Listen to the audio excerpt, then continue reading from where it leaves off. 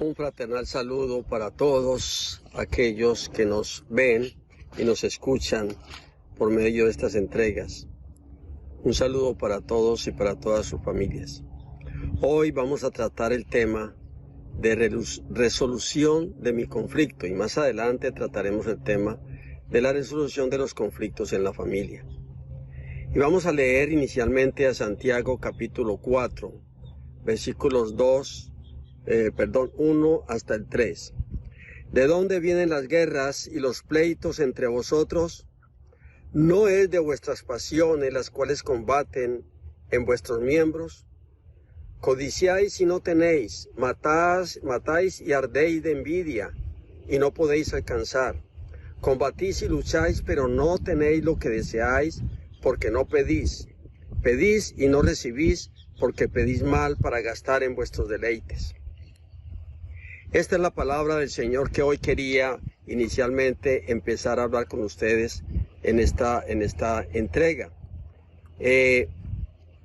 La palabra de Dios nos dice claramente: codiciamos y no tenemos, por eso cometemos homicidios. ¿Qué nos ilustra estos textos? ¿Qué podemos ver en medio de ellos?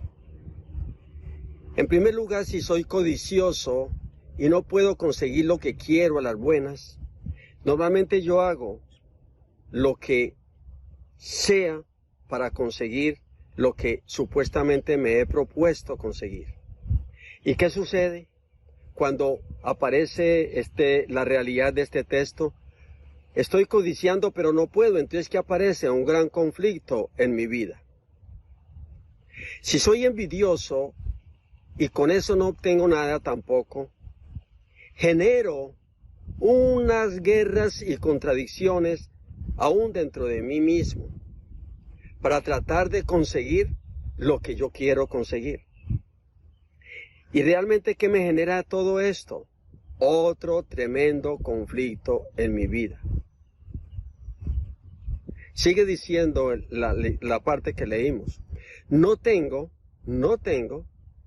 porque mi orgullo realmente no me deja ese orgullo que yo tengo, no deja que yo me humille y que reconozca que necesito de alguien, y ese no reconocer que necesito de alguien es otro gran conflicto en mi vida. Pero si de pronto me arriesgo a pedir y no recibo, ¿es por qué? ¿Por qué razón? Simplemente porque en mi corazón y en mi mente estoy tratando de hacer lo que no debo hacer, que pido es para malgastar lo que he de conseguir. Entonces, esto también genera en mi vida un tremendo conflicto.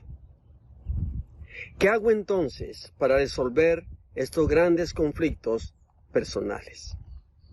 Definitivamente tengo que ser consciente que un conflicto se genera cuando un deseo o una aspiración que hay dentro de mi corazón no las logro satisfacer. Es decir, que es mi corazón el que está directamente implicado en ese conflicto. Al hablar de codicia y envidias, se está hablando de una realidad interna que hay dentro de mí.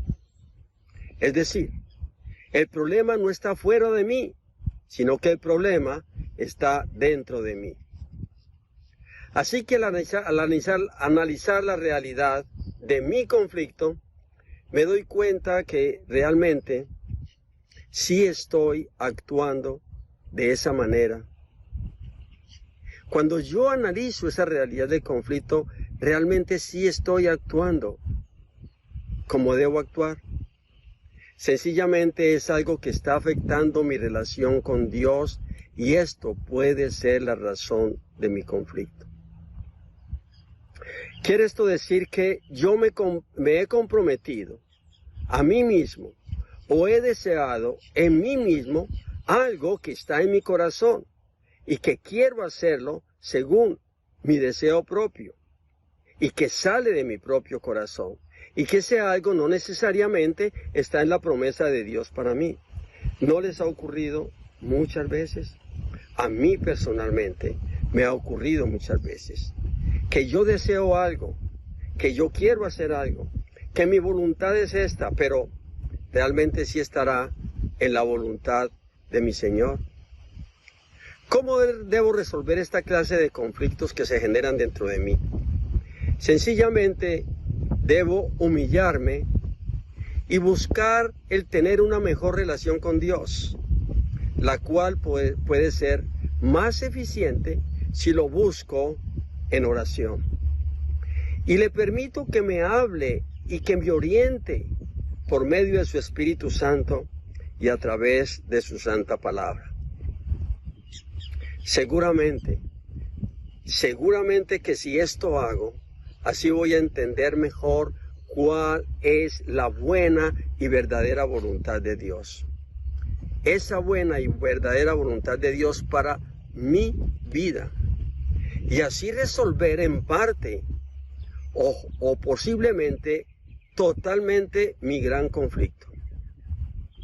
El primer paso entonces para ir en la búsqueda de una verdadera solución a mi conflicto es la humildad. Humillarme delante de la presencia de Dios, como nos dice el apóstol Santiago en el capítulo 4, versículo 6.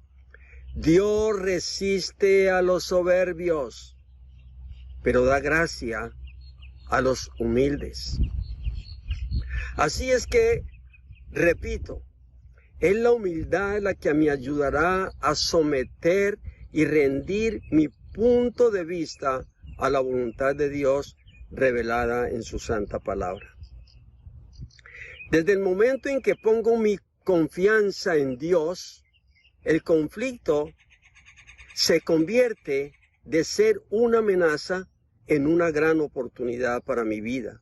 Esa oportunidad para crecer y no para destruir y no para distanciarme ni de Dios, ni de mi familia, ni de los demás. Te invito entonces a poner en práctica lo que estamos compartiendo. ¿Cómo lo pongo en práctica? Debo iniciar quitándome la venda que tengo en mis ojos al encerrarme en mi propio conflicto y empezar a ver que puedo cambiar el conflicto en una maravillosa oportunidad en vez de un problema. Esto es para poder crecer y crecer en Cristo Jesús y por medio de su palabra lograr la victoria en ese mi conflicto. Al convertir tales amenazas en grandes oportunidades, debo tener en cuenta dos actitudes que creo son de mayor importancia para las mismas. Esas dos actitudes son, en primer lugar, la oportunidad de la comunicación. Puede leer en Santiago capítulo 1 y versículo 20, que dice la palabra de Dios: por esto, mis amados hermanos, todo hombre, y ahí estamos tú y ahí estoy yo, todo hombre sea pronto para oír, tardo para hablar, tardo para irarse, porque la ira del hombre no obra la justicia de Dios. Este texto me enseña, si lo analizo, y ojalá tú lo puedas analizar más detalladamente de lo que lo estamos haciendo ahora, me enseña que si lo pongo en práctica, puedo avanzar y mejorar mi nivel de comunicación justamente con Dios y con aquellos a quien antes acusaba de ser los culpables, los únicos culpables de mi conflicto.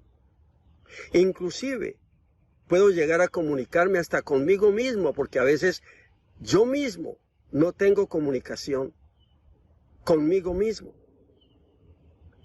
Entonces, esto quiere decir que aprendo a oír más que hablar. Y esta es una cosa muy sabia. Mejor oír que hablar. Y hablar a veces cosas incoherentes, de las cuales muchas veces o casi siempre tengo que arrepentirme. Si aprendo que en vez de explotar y obrar a la ligera, puedo ser más paciente, calmado, saber esperar, entonces de cada conflicto aprovecho la linda oportunidad para saber ejercitar la capacidad que me da Dios y por medio de grandes dones como lo son la sabiduría, la inteligencia y el espíritu de discernimiento. En segundo lugar, la oportunidad para orar. Esa amenaza la puedo convertir en otra gran oportunidad para orar, porque cuando estoy amenazado y reconozco que Jesús es el único que puede solucionar mis conflictos, mis amenazas, entonces yo la puedo convertir en una buena oportunidad para orar.